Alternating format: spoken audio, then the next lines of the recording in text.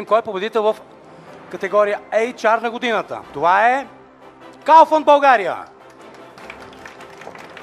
Две прекрасни дами грабват този приз. Йоанна Кондова и Анелия Панчева от отдел подбор и работодателска марка на Kaufland България. Са сред редицата добри примери за успешно кариерно развитие в компанията. Основният фокус на Йоанна е свързан с привличането на нови колеги за филиалите на компанията в цялата страна, а фокусът на Анелия е привличането на таланти за централния офис на компанията.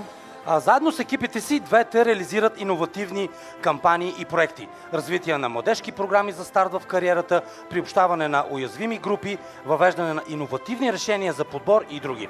Този им опит, заедно с редица индивидуални и корпоративни ценности, им дават конкурентно предимство при набиране на кадри за свободни позиции в най-големия частен работодател в България.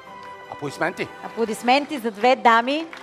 Нежни, красиви, пък и много работливи. Благодарим за честта, благодарим за поканата тази вечер. Това за нас е абсолютно една огромна чест и огромна отговорност.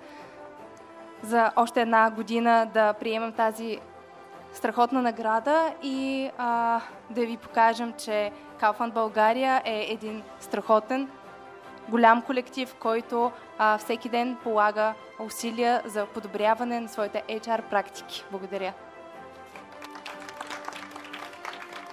Може вие да кажете няколко думи? Заповядайте.